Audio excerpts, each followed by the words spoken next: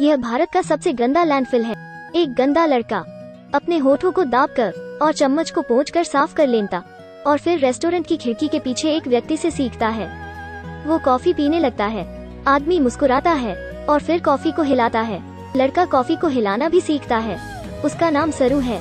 2 महीने पहले उसने गलत ट्रेन पकड़ ली थी और अपना परिवार खो दिया। वो पूछने के लिए टिकट ऑफिस आया था, लेकिन भाषा के अभाव के कारण उसे वहाँ के लोगों द्वारा बहिष्कृत किया गया और अच्छी डांट भी पड़ी। फिल्म एक सच्ची कहानी पर आधारित है। सरू को घर वापस आने में 25 साल तक का अनुभव हुआ।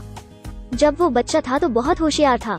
वो और उसका भाई पथरीला कोयला चुराते थे और अपने परिवार के लिए पैसे कमाने के लिए बेच दिया करते थे।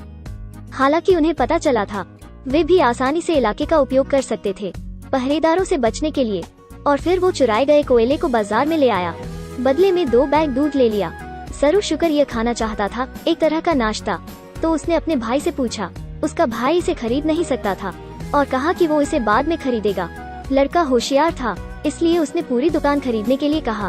उन्होंने एक दूसरे को देखा और मुस्कुराए, लेकिन भाई की मुस्कान तुरंत गायब हो गई, क्योंकि उनका परिवार गरीब था। एक बहन और माँ उसके बड़े होने की प्रतीक्षा कर रही थी। अगले दिन भाई अभी भी पैसा कमाने के लिए कोयला ले जाना चाहता था। सुना है उसका भाई वीकेंड पर वापस आ जाएगा। सरू उसके साथ जाना चाहता था, लेकिन भाई ने कहा कि वो बहुत छोटा है, रात की पाली में काम नहीं कर सकता, भारी काम नहीं कर सकता।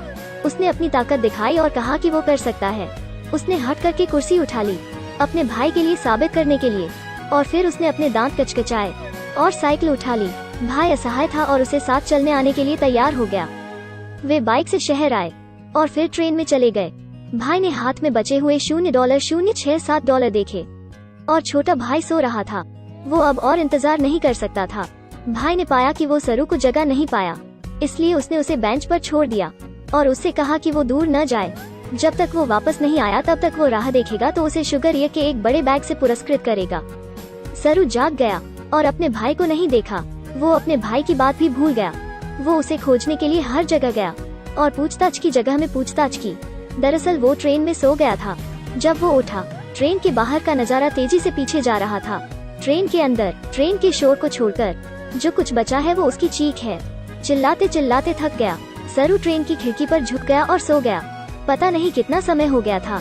ट्रेन स्टेशन पर आ गई और फिर यह धीरे धीरे फिर से शुरू हो गया। क्योंकि यह स्टेशन खाली था, इसलिए यह वहाँ नहीं रुकी। तो सरू का मदद के लिए चिल्लाना भी नजरअंदाज किया गया। वो सो गया और फिर उठ गया। जब वो भूखा था, उसने बचे हुए सेब के टुकड़ों को कुतर दिया। अंत में जब वो स्टेशन से उतरा, उसने भीड़ को निकलने का जोखिम उठाया। उस पल में यह उनके घर से 1600 किलोमीटर दूर था। बच्चे ने फट्टे का एक टुकड़ा लिया, पहने हुए सैंडल की एक जोड़ी पर कदम रखा, पटरियों पर चला गया। यह महिला धोखेबाज थी। उसने उससे पूछा कि वो घर क्यों नहीं गया। उन्होंने कहा कि वो खो गया था। तो दयालु महिला उसे घर ले गई, उसे खाना दिया, उसे शरबत दिया, उसे नहाने में मदद की और सोने से पहले उसे कहानी सुनाई। यदि आप वास्तव में सोचते हैं कि महिला दयालु है, फिर आगे आप भी झांसे में आ गए हैं। अगले दिन एक आदमी आया। उन्होंने चिंताओं को दूर करने के लिए उस धोखाधड़ी के तरीके का भी इस्तेमाल किया और उसने सरू को खड़े होने के लिए कहा।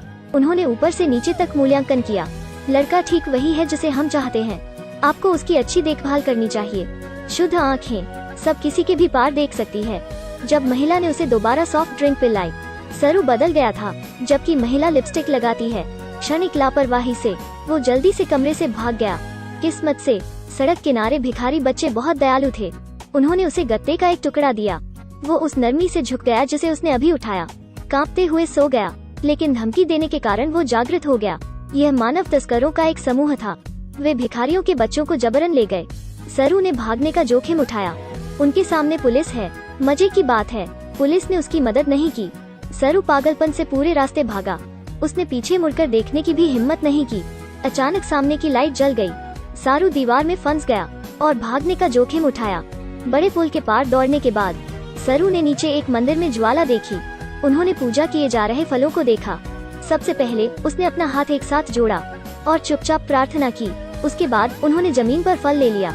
खाने के लिए मुंह खोलने लगा ताकि भूख से न मरे।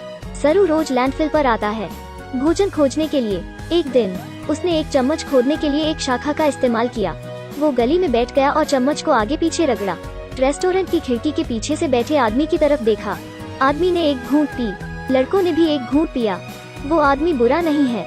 वो उसे थाने भी ले जाता है।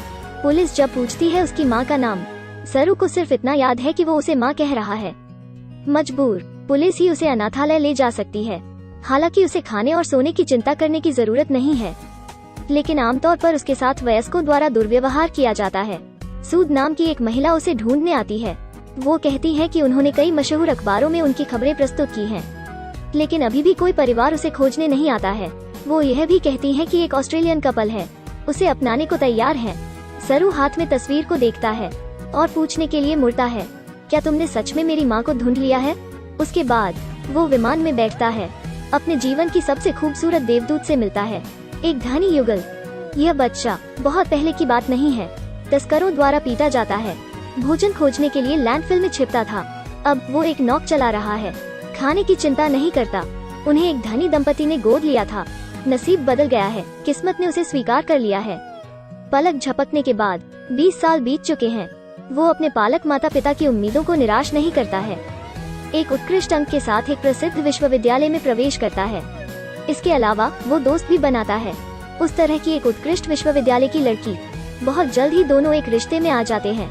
दोस्तों के साथ मीटिंग में सरू रसोई में शुगर एयर देखता है। यह उसकी धूल भरी यादों को उजागर करता है। पता चला कि बचपन में ही उन्होंने अपना परिवार खो दिया था, गलत ट्रेन में बैठ गया था, एक फुटपाथ का जीवन जिया और फिर अनाथालय को दे दिया गया और सौभाग्य से एक जोड़े द्वारा अपनाया गया था।